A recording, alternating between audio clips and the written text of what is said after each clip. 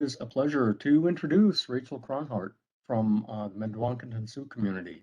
She's an environmental specialist for the Sioux community in Prairie Lake, Minnesota, and she works primarily with wetland and prairie restorations. Working with a variety of plant communities is one of the highlights of her work, she writes, especially woodland spring ephemerals, which really sounds fascinating to me. Today, she's going to talk about a project that she's been involved with, um, a wetland mitigation project, in which she will tell us about the need to widen a roadway along the shoreline of Mystic Lake. And she's going to talk to us about what was involved in that process and the work in restoration and monitoring of the mitigation site. Rachel, take it away. The floor is yours. Nice to Okay, have you great. with us. Thank you, Mark. Is it okay if I turn my screen off for the presentation? My video, I mean? Yeah. Whatever Yes. you're comfortable with Okay, is great. Whatever works for you. perfect. Okay. Well, I appreciate the introduction, Mark, and I am excited to talk about this project with you all today. It's kind of the joke around the office that I'm always talking about this wetland restoration, so it's appropriate that I can talk about it for 45 minutes with you today. When I get to the restoration point, I have been involved in that restoration from the very beginning, which has been exciting along the way.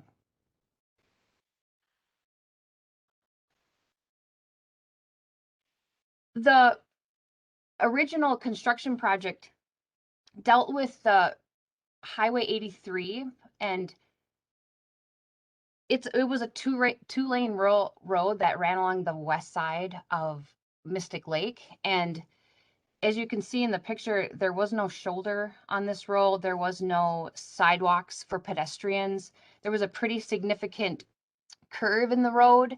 And so they made a proposal to widen this highway to a 4-lane divided highway. And this gave access to the growing suburban area of Prairie Lake. This road was getting about 20,000 vehicles daily, and it just was under capacity. And it also gives better access to the SMSCs, the Shakopee Mdewakanton Sioux community, into their community center and their event center. And when they had events, it was way too many people getting out of that area with a 2-lane rural road. Their proposal did involve Mystic Lake and a fill of its shoreline. And if you can see here, this orange polygon is the main area that was affected. And when they filled this, they clearly had to have was permitted and approved. And with tribal land, there's trust land on tribal and there's fee land. And what that means is fee land is still recognized by the state and trust land is recognized by the federal government. And this project had both fee and trust land on it. So it made the permitting just a little bit more complicated, a little bit more involved, because you had the Minnesota DNR that it was involved in assessing and approving the fee land, and then the Army Corps of Engineers was in charge of inspection of the trust land. So that was just a unique situation. Whenever there's any kind of fill, lake fill or a wetland fill that's approved, it needs to be mitigated for at least a 2-to-1 ratio. And in the end, I'll show you some acreages, but we ended up mitigating at about a 4-to-1 ratio in the end. And if you have questions about the construction project, I'll do my best to answer them. I was not involved in that part of the project. I was only involved in the mitigation, but if you do have questions, I can do my best to answer them.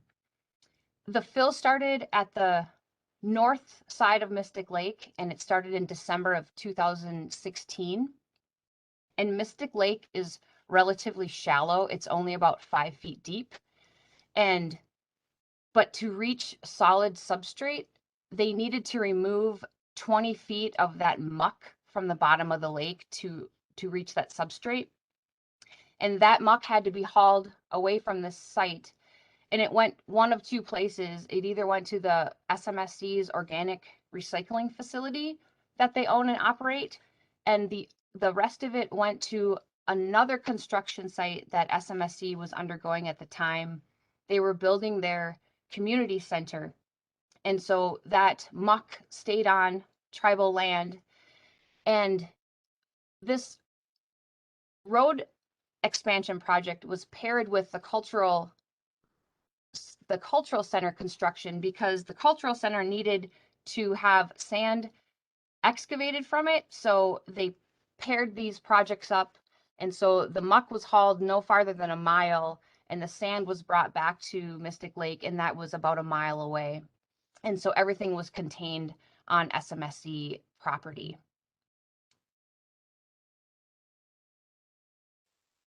And this is just them moving down that shoreline of Mystic Lake. This is a drone image. While they were under construction, they're about a third of the way down the shoreline with the fill. And I wanted to point out the two floating silt fences. These needed to be inspected on a weekly basis by our water resources department at SMSC. And it was done with either the drone, and they also would take their boats out to inspect these two silt fences to contain as much as that of that sediment as possible.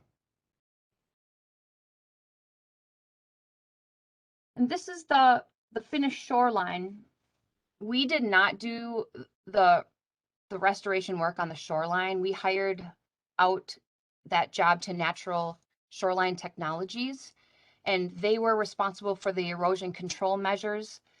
They erosion blanketed, and they put biologs along the edge of the lake, and they seeded along the shoreline with an emergent seed mix, a native seed mix, and then the upslopes were seeded with a mesic prairie seed mix. And in the spring of 2017, they came back and 1,500 plugs were planted. They were plants in 4-inch pots, essentially, call them plugs, and they were planted along this whole shoreline as well. There were aggressive sedges put along the water's edge, and they were to compete with the native invasive cattail, and then prairie plants were planted up further on the slope. This is 2 growing seasons into that shoreline restoration, and there are some invasive cattail patches you can see here, but I would say 80% of the rest of the shoreline is native vegetation, and that company did a very nice job of restoring that and getting those native plants established. And you can even see our great blue heron friend here in the background. And this is a before and after of that original 2-lane road, and then the divided highway of what it ended up to be. So that is the part of the construction. Now I'll get into the wetland mitigation. So just to give you an idea, this is, oh, come on. This is where the road construction took place, and the wetland mitigation was just south of there, and it's this yellow polygon down here. And what SMSC proposed was to reestablish the hydraulic function between this unnamed lake and Howard Lake here. Historically, this area would have had pothole wetlands in them, but since the 1940s, it has been tiled for agricultural purposes, and it's been farmed since then. And so they proposed breaking that tile and reestablishing the hydrology to that area. And this is another couple aerial views. This is the last summer it was farmed, 2016. And than what it looks like in 2020. And I just want to point out, you can see there's wet signatures here. Like you can tell this, it wants to be a wetland. It has the hydraulic indicators. This whole restoration and the SMSC residential community here that the community members live in, they named this whole area Inyan Chayaka Otonwe, and that is a Dakota phrase, and it roughly translates to village by the rapids. Inyan Chayaka Otonwe.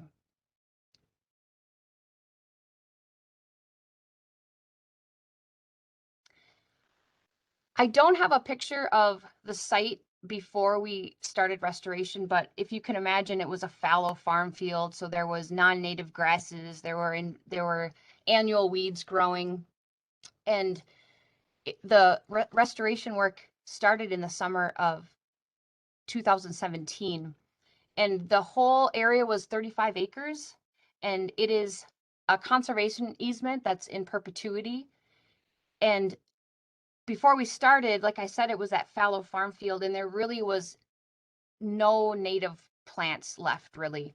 And so it was decided that the entire conservation easement would be sprayed with herbicide. We used glyphosate, and there in the wet areas of the field that I showed you before, reed canary grass had established, and that is a very aggressive, invasive grass of Minnesota. And once you get it into a restoration, it is a nightmare to control and to like get rid of. So we really focused on those areas of reed canary grass with that glyphosate treatment.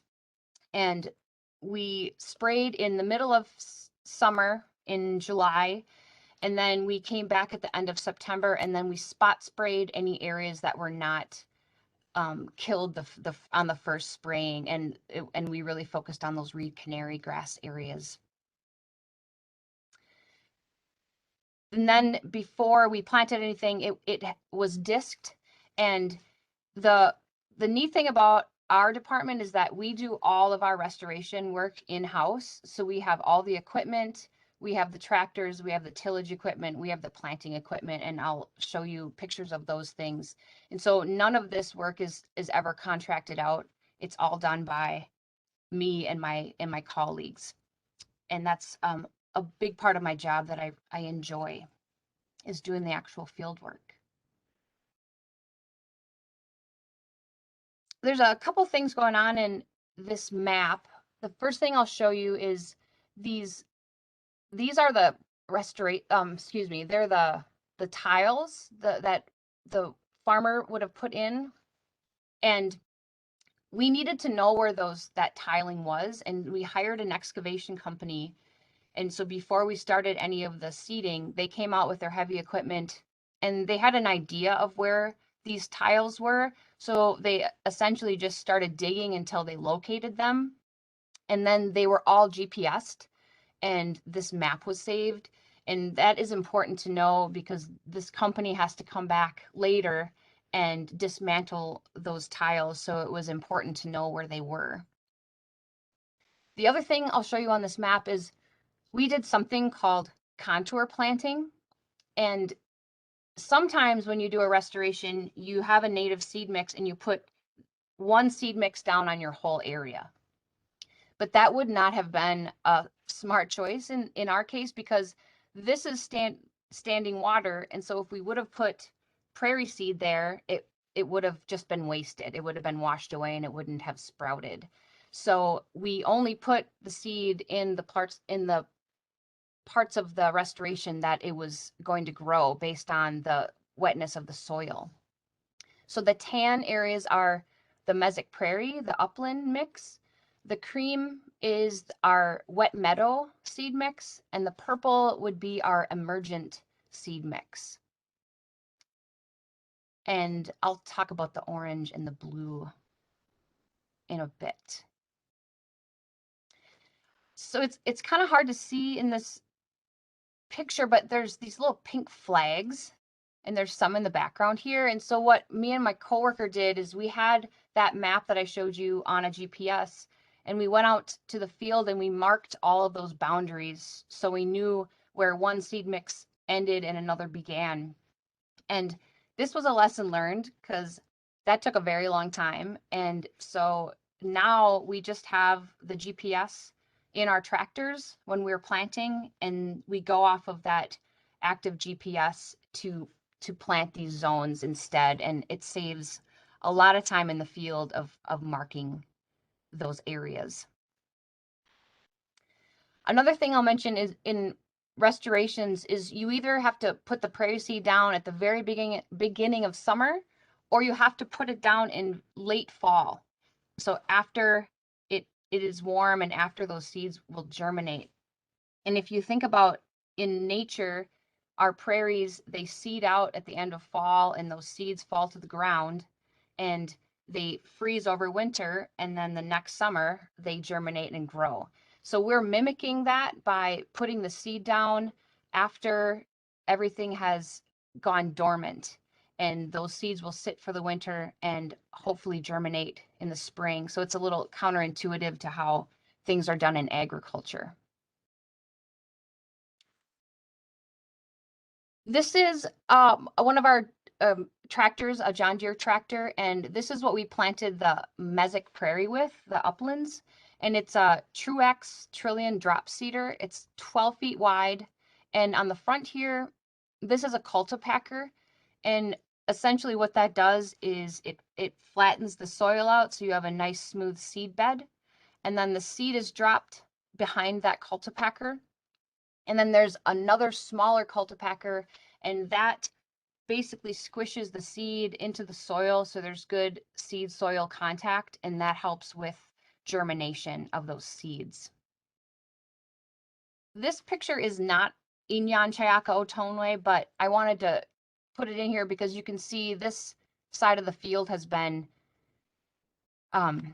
planted and this side is yet to. So it just shows you what a nice seed bed that that equipment creates.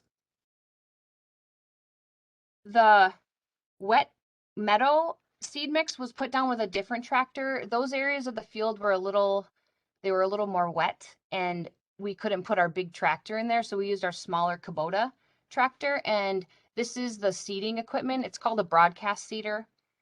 Essentially, it's a fertilizer spreader, but we put our seed in here and we can adjust it so the proper amount of seed is being applied to the soil.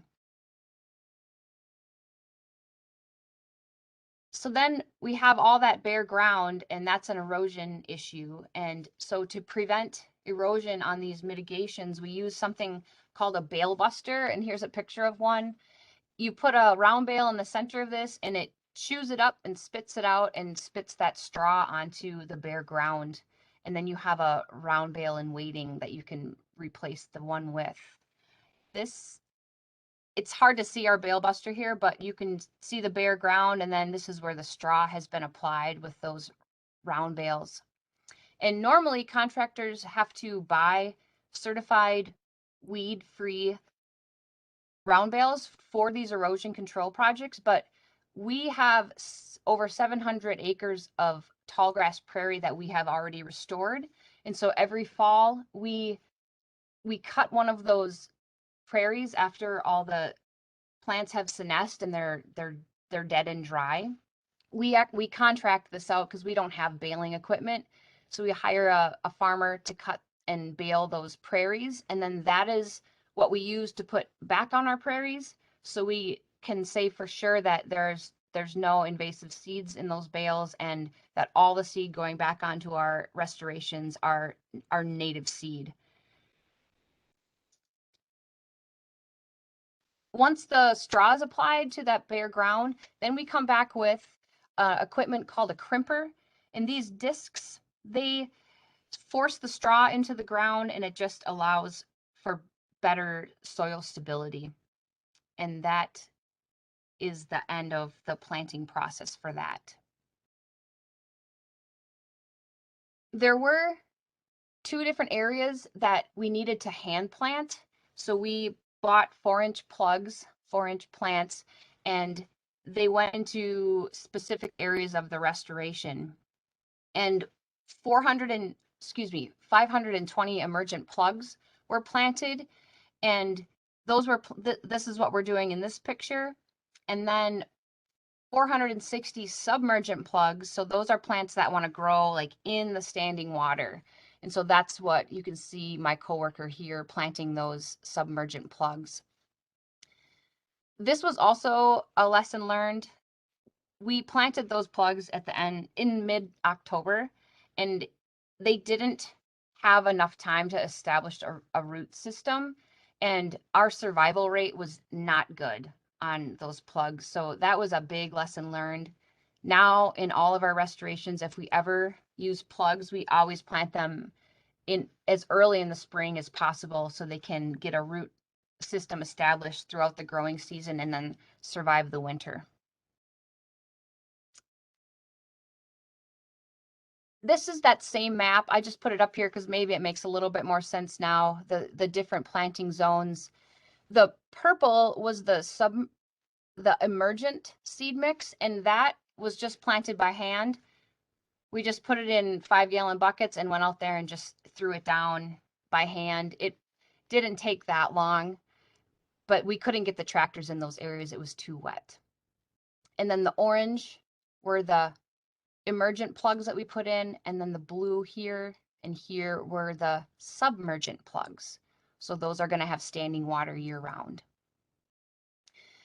Once all that stuff was in, then the excavation company had to come back because the tiling is still working and we have to dismantle that. And how that works is they dig up a 30-foot section of this main feeder tile. So it was dismantled here, and they uncover it, and then they literally crush it with their excavation equipment.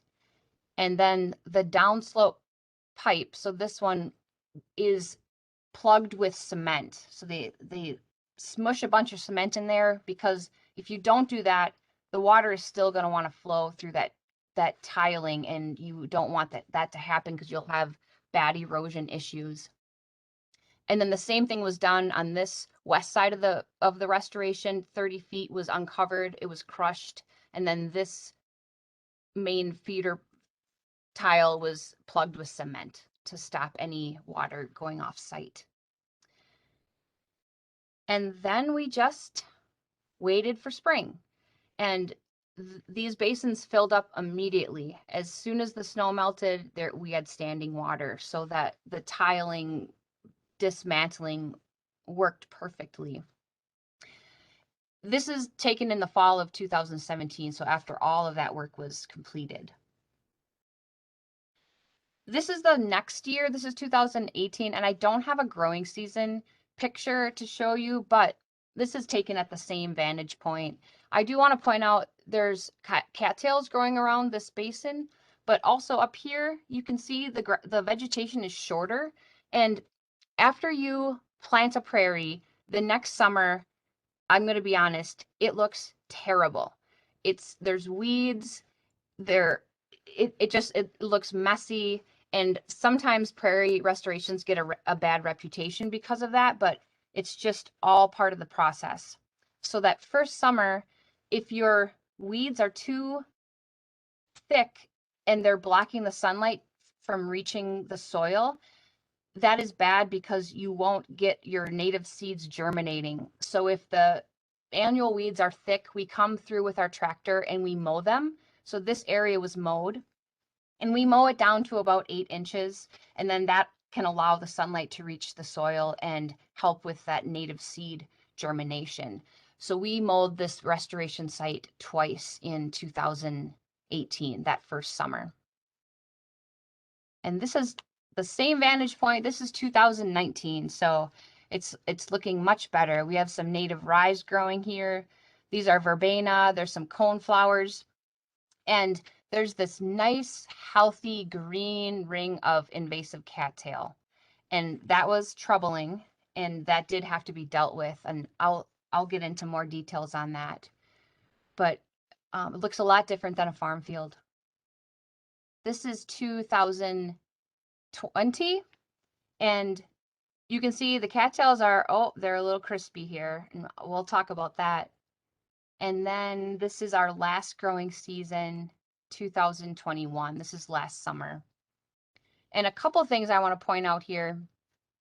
There was an extreme drought in Minnesota last summer, and you can see the mud flats are showing in this pond. The water level was very low. The other thing, if I flip back to this one, the vegetation is a lot shorter. You can kind of tell from the picture, and there's two reasons for that. One is we did a prescribed burn on this restoration in the spring of 2021. And so that would have removed all the thatch and all the dead plant material. And then Minnesota experienced a drought. And so these plants, they're fine. They're prairie plants. So they're used to being burned and they're used to withstanding droughts. So they're surviving, but they're just not as tall and they're not as robust as if it would have been a year with ample precipitation.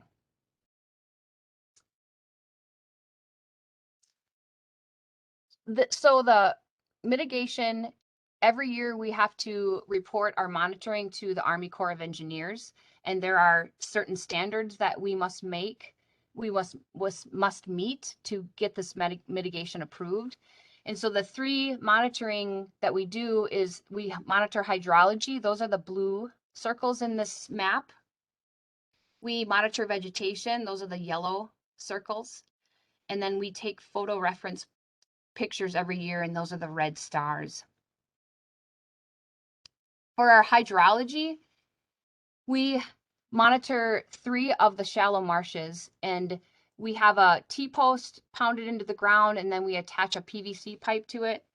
And some agencies will use staff gauges, but that requires someone to go out weekly and read the staff gauge.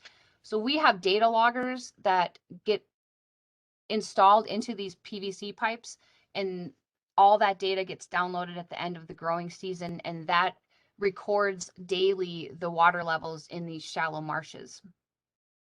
And then we also have monitoring wells in the wet meadows, because that also has to meet a standard of how close the water level is to the surface, and that's what this picture is of.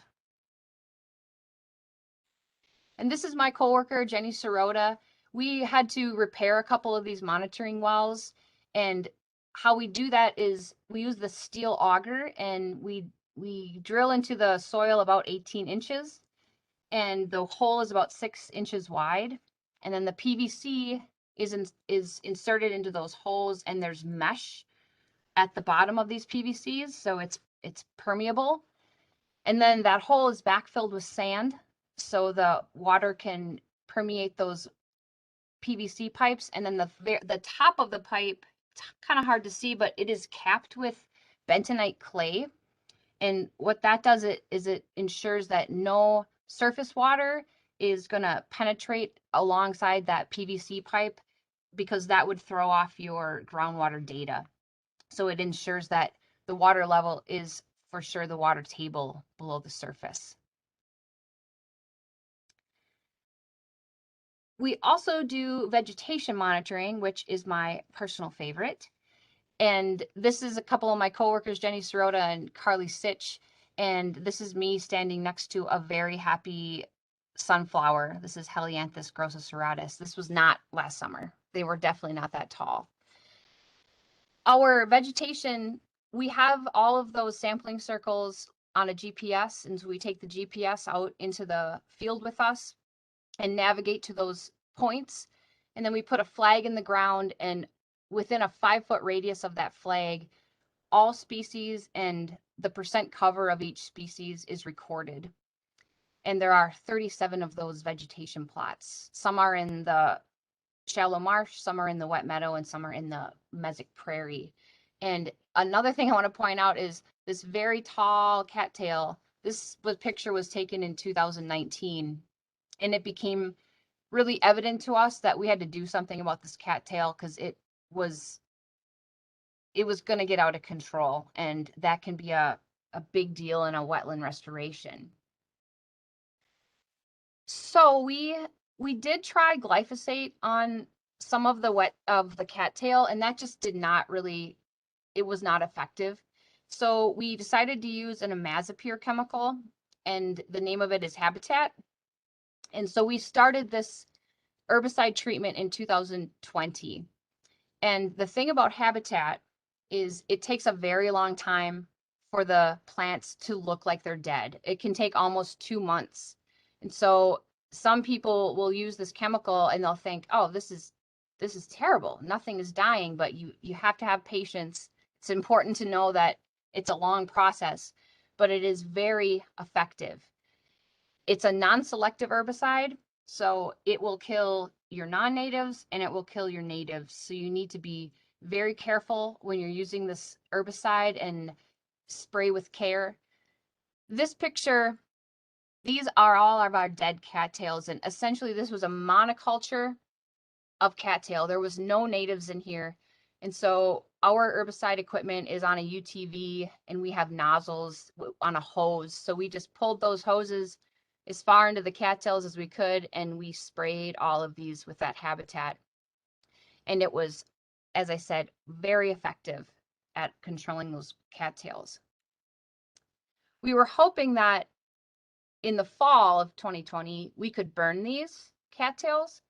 However, it didn't work out because of COVID mostly. We couldn't do any prescribed burning in 2020. So in the spring of 2021, we did get a prescribed burn done on this restoration. Unfortunately, the cattails were too matted down because of the winter snow and the areas were just too wet. And so they really didn't burn. But the rest of the mitigation was a very successful prescribed burn. The upland prairie and the wet meadow burned very well. And within our department, we have 4 certified wildland firefighters. We have our red cards, and we're soon to have a 5th because we've convinced one of the water resource colleagues to come join. So another part of my job that I like is that we're out there and we're doing that prescribed burn that's not being it's not done by another organization. We do have help from the BIA, the Bureau of Indian Affairs. They need to come and help us because we don't have a certified fire boss. So we are part of a team that does those burns. And in this picture, if you look in the background, you can kind of see some of the black. This was taken after that burn. You can see some of the soil that's exposed, but it's greening up. And after a burn, it starts greening up immediately within days. Oh, why do you do prescribed burning on the prairie? There's the main reason is that the invasive weeds and the non-natives, they don't like to burn because they were not here when these prairies were burning naturally, either from lightning ignition or indigenous people. They would light fires on these prairies. And so when you burn these prairies, all of the native plants, they like it. They need to be burned. It's part of their growth cycle. And the non-native plants, they do not like it. And you'll get a large die-off of the invasive and the non-natives. That's one of the main reasons that we prescribe burn. And it's part of the natural system. The other thing I want to show you in this picture is this is the ring of dead cattails that we had sprayed the year before, and you can see they didn't burn in that prescribed burn. But the problem is with imazapyr, that Habitat, is it kills everything, like I said. And if you don't plant something back in those areas, eventually that cattail is going to come back. So we decided to plant an aggressive sedge. It's a grass-like plant. It's called river bulrush. And, oh, come on. And here is some of my colleagues and I. You can see the little tiny river bulrush plants. So we bought those 4-inch plugs again. We bought 475 of them, and we put them in early summer this past growing season. And the hope is that these native aggressive plants will get established and get big enough that when the cattail does come back, because it will, you can't get rid of it, but hopefully if you have these natives established, it can at least compete with that cattail and keep it in check, essentially. I also previously I mentioned about reed canary grass. We do have a few patches of it in our restorations, and so those were also sprayed with habitat, and it's very effective on reed canary. And in those small patches, they were maybe 5 feet in diameter, we planted sweetgrass plugs. And sweetgrass is also an aggressive grass, and it's also a culturally significant plant to the Dakota people.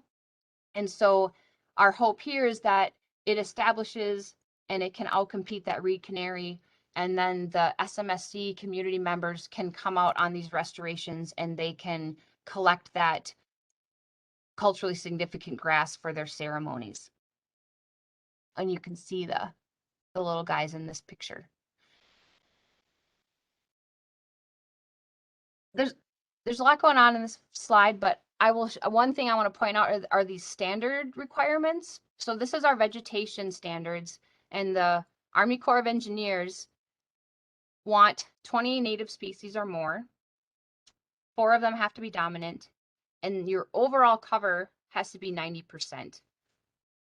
And when we started this restoration and I saw that number, that it had to be 90%, I thought, oh gosh, that's very, it's very high. But if you can see in 2018, so the first growing season, our native cover is very low. But remember I said that first growing season, it's a mess. It looks terrible. But you can see every year gets a little better, and the natives start establishing a little better. And then this is the data that I was pleasantly surprised about this fall when we compiled all of our vegetation data. It was the first growing season that we had hit the 90% native growth in the mesic prairie and the wet meadow. This had a 16% increase in native vegetation. And so we're really attributing that big jump to that prescribed burn, because like I said earlier, that's getting rid of the plants that don't like fire and the non-natives. And I just think that was the main reason that we had such a good jump in our native percentage. The other thing I want to point out up here is we had actually 10 less native species this past summer, and my 2 hypotheses of that is, one, some native plants, they don't like fire. Some native plants don't like to burn, so perhaps we had some of those in our prairie and that fire would have killed them. And also we had that extreme drought, so some of those species could be dormant and they just didn't propagate last summer, and they could possibly come back next summer, but that's still a good number of native species. And in the wet meadow, we had even more. We had 60. Oh, and I'll add, you have to meet these standards 2 consecutive years in a row. So if this next growing season, 2022, we have 90%, then we have met all of our vegetation standards for this wetland restoration.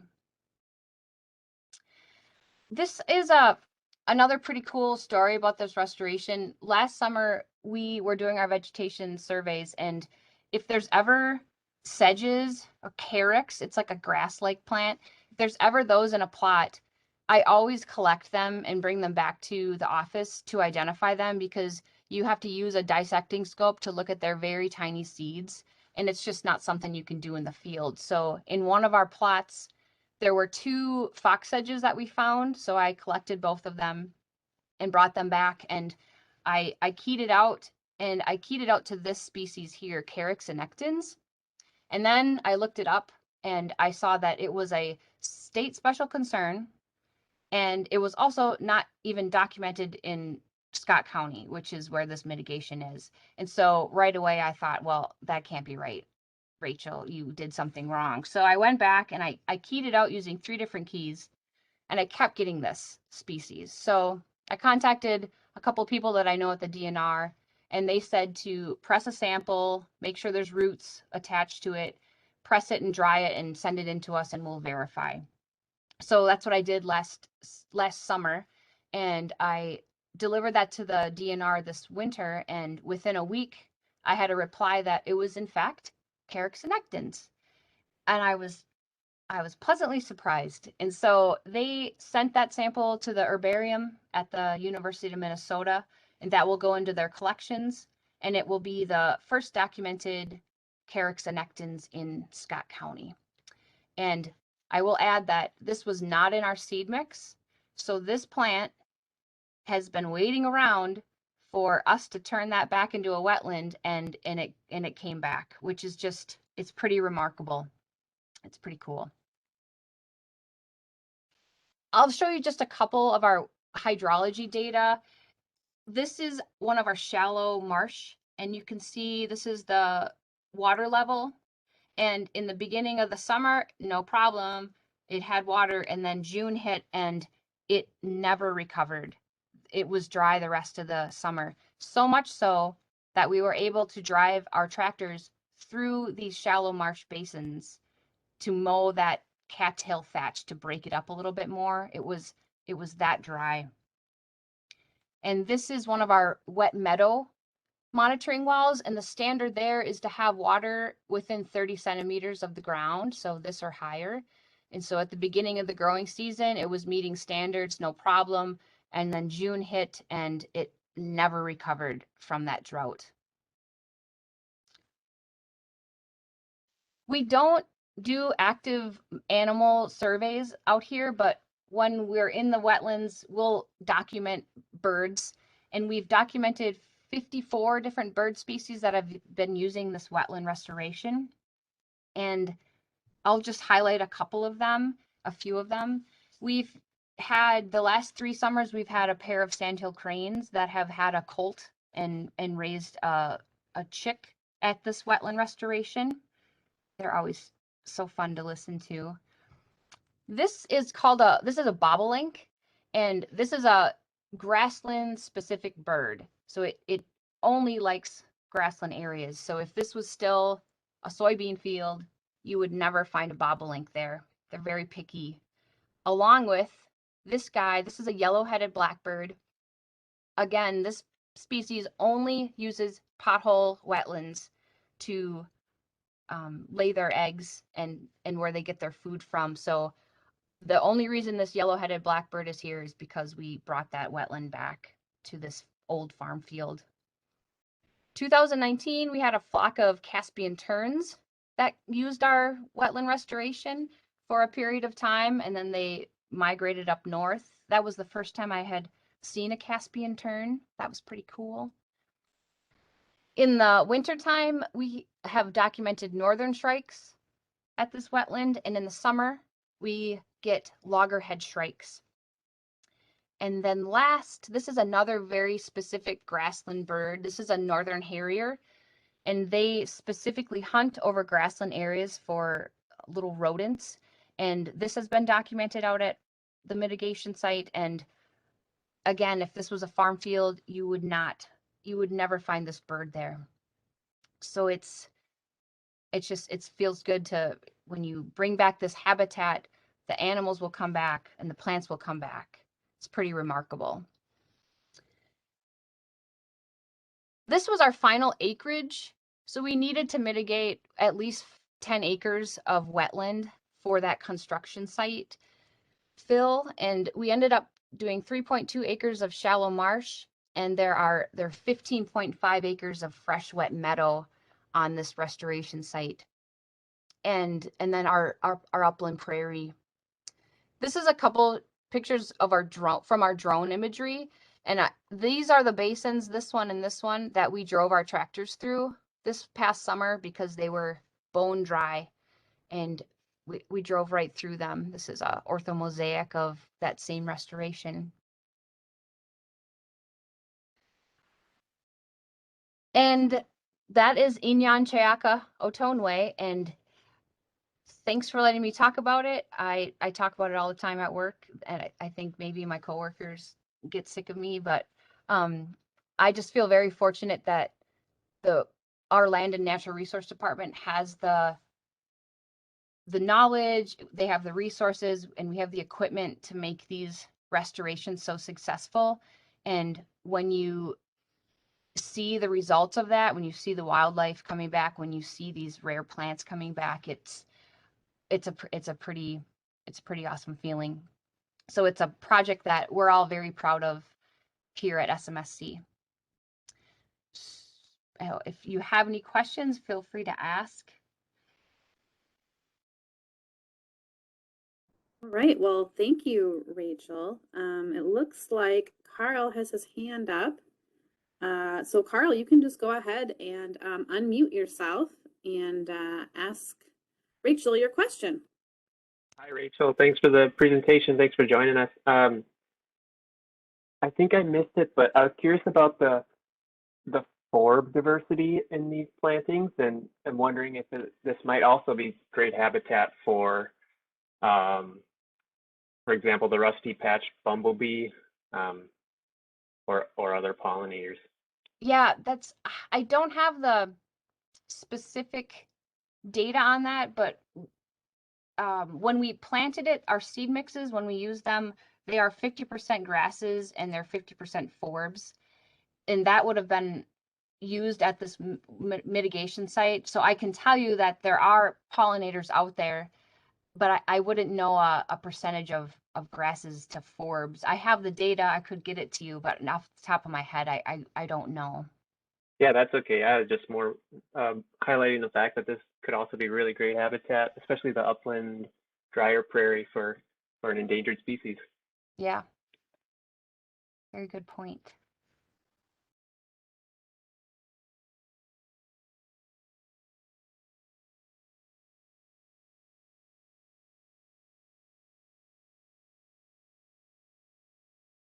Brooke, you're muted.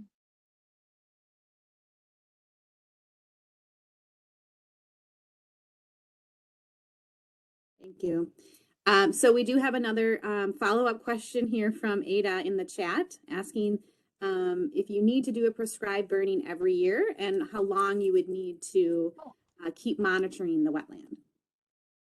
Yes, we prescribe burn every 3 to 4 years, depending on if the prairie needs it. It's based on how much thatch, how much dead material you have in your prairies as to whether it needs a prescribed burn, but it's definitely not every year, every 3 to 4. And what was the other question? How long you're going to be monitoring the wetland? This will, once we're done with our Army Corps of Engineer responsibilities, this will be managed. It's part of our natural habitat, and it will be managed for as long as we have a Land and Natural Resource Department. So we will come back and monitor the vegetation on a 3-year rotation. So it won't be annually, but we have our prairies broken into assigned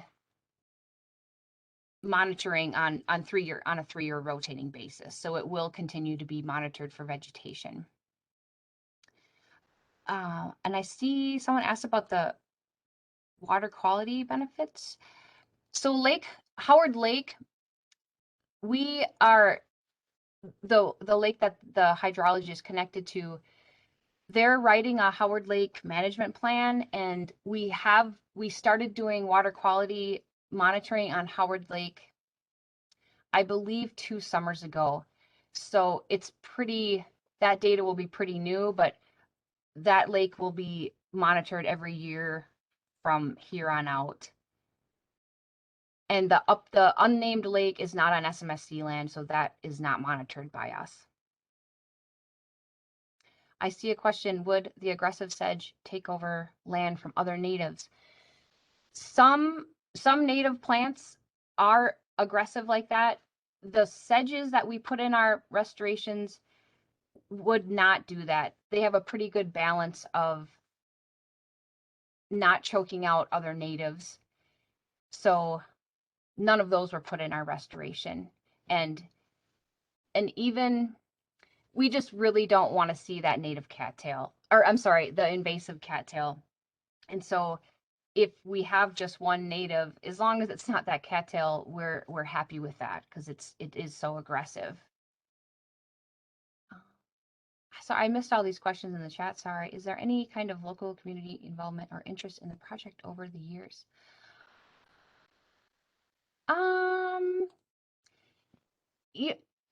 Not officially.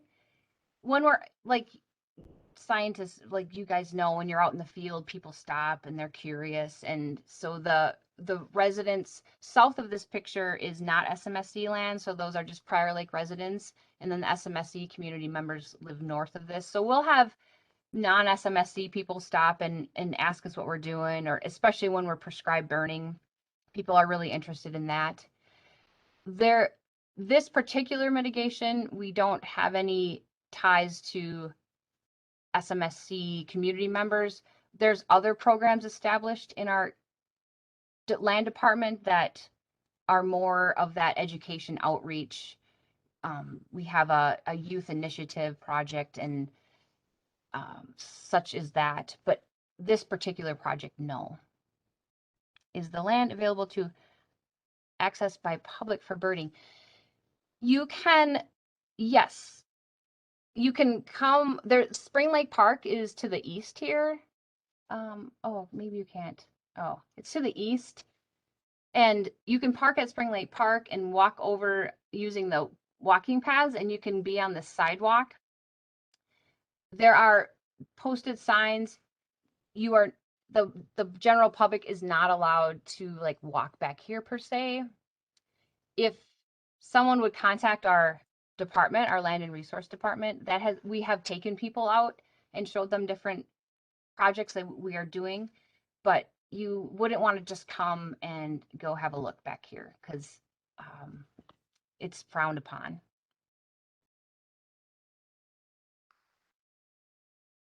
Great, thank you, Rachel. If there's any other questions for Rachel, please feel free to put those in the chat.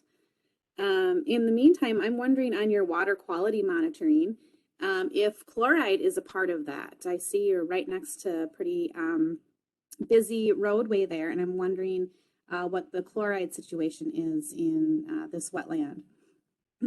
This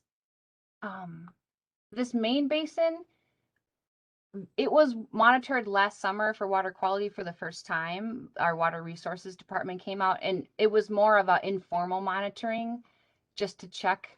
And I don't do the water monitoring, so I don't know that data.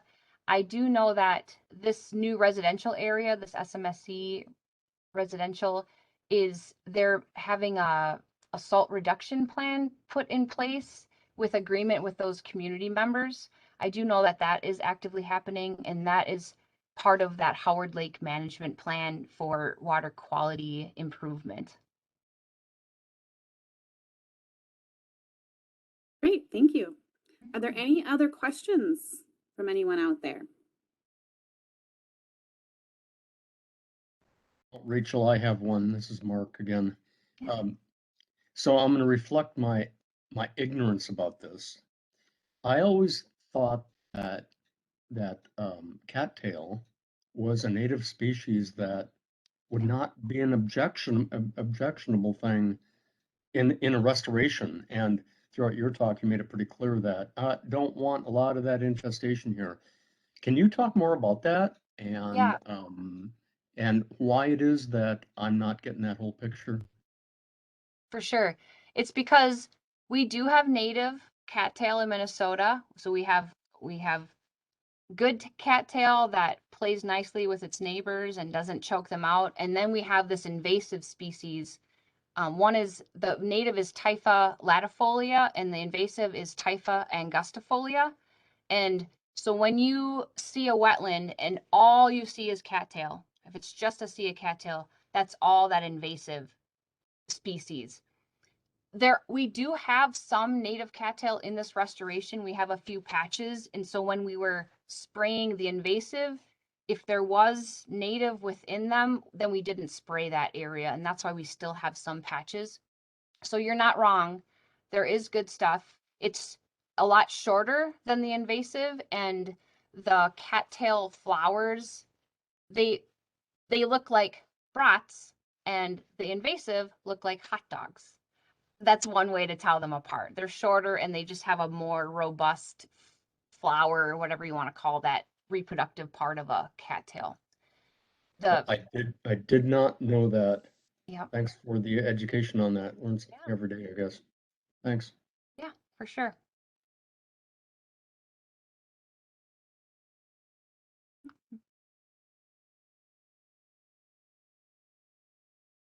Oh, We are getting lots of thank you, praises everyone. for your work and thanking you for being here with us. So I think we will probably end our time here with you. It's really been great and interesting to learn about this work, and really fun to get in a little more details on some of the stuff that maybe a lot of us aren't experts on. So we're really appreciative of your time and sharing your work with us. So thank you very much. Yeah, Yeah, my great. pleasure. It was great talk. Thanks so much for giving it to us. Yeah, thanks for having me. I appreciate it.